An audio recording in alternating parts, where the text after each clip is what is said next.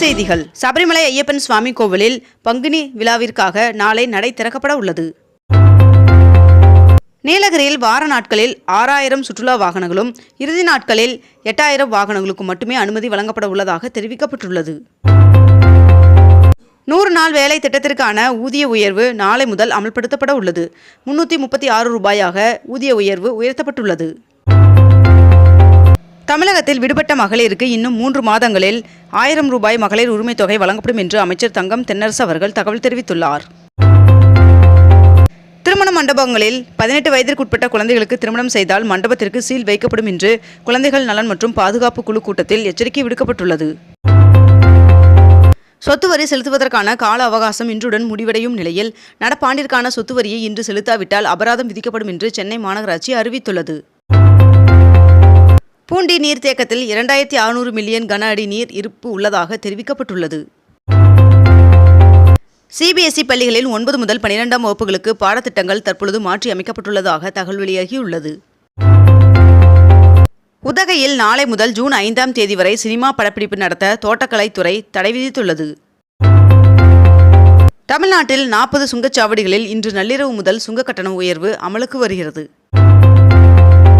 திருவாரூர் மாவட்டத்தில் தியாகராஜர் கோவில் பங்குனி தேரோட்டத்தை முன்னிட்டு அம்மாவட்டத்திற்கு வருகின்ற ஏப்ரல் 7ஆம் தேதி உள்ளூர் விடுமுறை அறிவிக்கப்பட்டுள்ளது. 22 கேரட் ஆபண தங்கத்தின் விலை சவரனுக்கு ஒரே நாளில் 520 ரூபாய் அதிகரித்து ஒரு சவரன் 67,400 ரூபாய்க்கு விற்பனையாகிறது. அதேபோல் ஒரு கிராம் வெள்ளியின் விலை 113 ரூபாய்க்கு விற்பனை செய்யப்பட்டு வருகிறது. நீதிமன்ற உத்தரவின்படி கொடைக்கானலுக்கு நாளை முதல் வார நாட்களில் 4000 சுற்றுலா வாகனங்களும் வார இறுதி நாட்களில் 6000 சுற்றுலா வாகனங்களுக்கு மட்டுமே அனுமதிக்கப்பட உள்ளதாக தெரிவிக்கப்பட்டுள்ளது. சென்னை பெருநகர் வளர்ச்சி குழுமம் சார்பில் 2025-26ஆம் ஆண்டு சட்டமன்ற கூட்டத்தொடரில் அறிவிக்கப்பட்டுள்ள புதிய அறிவிப்புகள் குறித்து அமைச்சர் சேகர்பாபு அவர்கள் ஆய்வு மேற்கொண்டார். சென்னை கோயம்பேடு பூ மார்க்கெட்டில் முதல் மாடிக்கு செல்வதற்கு வசதியாக 2 லிப்ட் கட்டுவதற்கு CMDA அதிகாரிகள் முடிவெடுத்துள்ளதாக தகவல் வெளியாகியுள்ளது.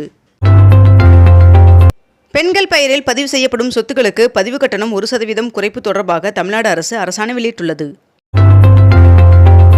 நாளை முதல் இ-பாஸ் பெற்ற பிறகே கொடைக்கானல் வர வேண்டும் என்று மாவட்ட ஆட்சியர் அறிவுறுத்தியுள்ளார். மதுரையில் மார்க்சிஸ்ட் கம்யூனிஸ்ட் கட்சியின் அகில இந்திய மாநாடு வருகின்ற ஏப்ரல் 2ஆம் தேதி முதல் 6ஆம் தேதி வரை நடைபெற உள்ளது. தமிழ்நாட்டில் கன்னியாகுமரி, அவிநாசி, பெருந்துறை உட்பட மேற்கண்ட இந்த 7 புதிய நகராட்சிகளை உருவாக்கி தமிழ்நாடு அரசு அரசிதழ் வெளியிட்டுள்ளது. நேற்று பிறை தென்பட்டதால் தமிழ்நாடு முழுவதும் இன்று ரமலான் பண்டிகை கொண்டாடப்படும் என்று தமிழக அரசின் தலைமை ஹாஜி அவர்கள் அறிவித்துள்ளார். தென் மாநிலங்கள் முழுவதும் கடந்த 4 நாட்களாக நீடித்து வந்த LPG டேங்கர் லாரிகளின் வேலை நிறுத்தம் வாபஸ் பெறப்பட்டது. மனதின் குரல் நிகழ்ச்சியில் திருப்பூர் கழிவுநீர் சுத்திகரிப்பு ஆலைகளின் பணிகளை பிரதமர் நரேந்திர மோடி அவர்கள் பாராட்டி பேசினார். இன்று LIC அலுவலகம் திறந்திருக்கும் என்று LIC அறிவித்துள்ளது. ரம்ஜான் பண்டிகையை முன்னிட்டு இன்று பங்குச்சந்தைகளுக்கு விடுமுறை அறிவிக்கப்பட்டுள்ளது. ஏப்ரல் 1ஆம் தேதியாகிய நாளை முதல் வருமான வரித்துறை அதிகாரிகள் மக்களின் வாட்ஸ்அப், டெலிகிராம் மற்றும் மின்னஞ்சல் கணக்குகள் போன்ற டிஜிட்டல் தொடர்பு தளங்களை கண்காணிப்பார்கள் என்று ஒன்றிய நிதியமைச்சர் நிர்மலா சீதாராமன் அவர்கள் தெரிவித்துள்ளார். தமிழ்நாட்டில் நேற்று அதிகபட்சமாக சேலம் மாவட்டத்தில் 102 டிகிரி பாரன்ஹீட் வெயில் பதிவாகியுள்ளது. தமிழகத்தில் வருகின்ற ஏப்ரல் 2ஆம் தேதி கோவை, தென்காசி, விருதுநகர், தேனி, திண்டுக்கல் ஆகிய மாவட்டங்களிலும், ஏப்ரல் 3ஆம் தேதி கோவை, நீலகிரி, ஈரோடு ஆகிய மாவட்டங்களிலும் கனமழை பெய்ய வாய்ப்புள்ளதாக வானிலை மையம் தகவல் தெரிவித்துள்ளது. சென்னை வில்லிவாக்கம் திருநகர் பகுதியில் மத்திய சென்னை MP தயாநிதி மாறன் அவர்கள் தொகுதி மேம்பாட்டு நிதியில் கட்டப்பட்ட இறகுப்பந்து உள் விளையாட்டு அரங்கை திறந்து வைத்துள்ளார். பிரதமர் நரேந்திர மோடி அவர்கள் நாக்பூரில் உள்ள RSS தலைமையகத்திற்கு சென்றுள்ளார். தமிழகத்தில் ஆதிதிராவிடர் மற்றும் பழங்குடியின மக்களின் கல்வியறிவை உயர்த்த 2798 கோடி ரூபாய் ஒதுக்கீடு செய்யப்பட்டுள்ளதாக முதலமைச்சர் மு க ஸ்டாலின் அவர்கள் தெரிவித்துள்ளார். ரம்ஜான் பண்டிகையை முன்னிட்டு எட்டயபுரம் ஆட்டுச்சந்தையில் 6 கோடி ரூபாய்க்கு மேல் விற்பனை நடைபெற்றதாக வியாபாரிகள் தகவல் தெரிவித்துள்ளனர். 640 தீயணைப்பு வீரர்களுக்கு மாநில பயிற்சி மையம் மற்றும் 6 தற்காலிக பயிற்சி மையங்களில் வருகின்ற 1ஆம் தேதி முதல் பயிற்சி துவங்கப்பட உள்ளதாக தெரிவிக்கப்பட்டுள்ளது. ஏடிஎம்மில் இலவச பரிவர்த்தனை எண்ணிக்கையை தாண்டினால் மே 1ஆம் தேதி முதல் கூடுதலாக ₹2 வசூலிக்கப்படும் என்று அறிவிக்கப்பட்டுள்ளது. மேலும் வங்கி ஏடிஎம்மில் பணம் எடுக்க கட்டணம் உயர்த்தப்பட்டதற்கு முதலமைச்சர் மு.க. ஸ்டாலின் அவர்கள் கண்டனம் தெரிவித்துள்ளார். ஊசியின் மூலம் தர்பூசணி பழத்தின் நிறம், சுவையை மாற்றினால் கடுமையான நடவடிக்கை எடுக்கப்படும் என்று அமைச்சர் மா. சுப்பிரமணியன் அவர்கள் எச்சரிக்கை விடுத்துள்ளார். திருச்செந்தூர் சுப்பிரமணிய சுவாமி கோவிலில் இன்று முதல் 3 நாட்களுக்கு சிறப்பு தரிசனம் ரத்து செய்யப்பட்டுள்ளது. திருச்செந்தூர் முருகன் சுவாமி கோவிலில் அருகே நேற்று கடல் சுமார் 60 அடிக்கு உள்வாங்கியதால் பாசி படர்ந்த பாறைகள் வெளியே தெரிந்தன. மியான்மரில் ஏற்பட்ட நிலநடுக்கத்தால் உயிரிழந்தோர்களின் எண்ணிக்கை 2000ஆக அதிகரித்துள்ளது. முதலமைச்சர் மு.க. ஸ்டாலின் அவர்கள் இஸ்லாமிய மக்களுக்கு ரம்ஜான் வாழ்த்துக்கள் தெரிவித்துள்ளார்.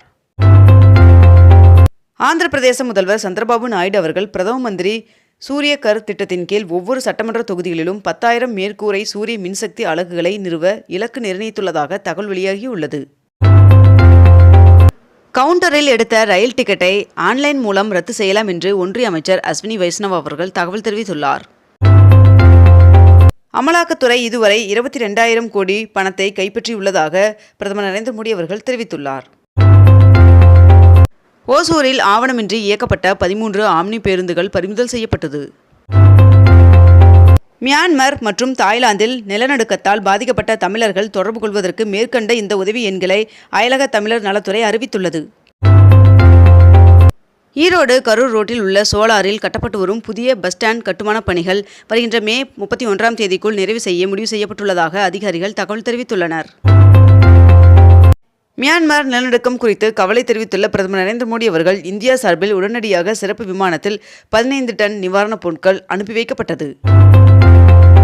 சென்னையில் ஹைடெக் சிட்டி வெகு விரைவில் அமையும் என்று அமைச்சர் TRB ராஜா அவர்கள் தெரிவித்துள்ளார்.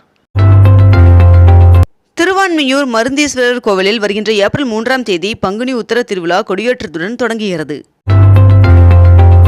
32 கோடி ரூபாய் மதிப்பில் காவல்துறைக்கு புதிய வாகனங்கள் சேவையை முதலமைச்சர் மு.க. ஸ்டாலின் அவர்கள் தொடங்கி வைத்தார். ஆசியா உள்கட்டமைப்பு முதலீட்டு வங்கி அதிகாரிகள் சென்னை மெட்ரோ ரயில் 2ஆம் கட்ட திட்டம் குறித்து ஆய்வு மேற்கொண்டனர். கோவை மருதமலை கோவில் குடமுழுக்கின் போது சமஸ்கிருதத்திற்கு இணையாக தமிழிலும் வேள்விகள் நடத்தப்படும் என்று இந்து சமய அறநிலைத்துறை சார்பில் சென்னை உயர்நீதிமன்றத்தில் உறுதியளிக்கப்பட்டுள்ளது. சென்னை வண்டலூரில் உயர்நிலை மற்றும் வன உயிரின பாதுகாப்பு நிறுவனம் 1,50,00,000 ரூபாய் செலவில் அமைக்கப்படும் என்று அமைச்சர் பொன்முடி அவர்கள் தெரிவித்துள்ளார்.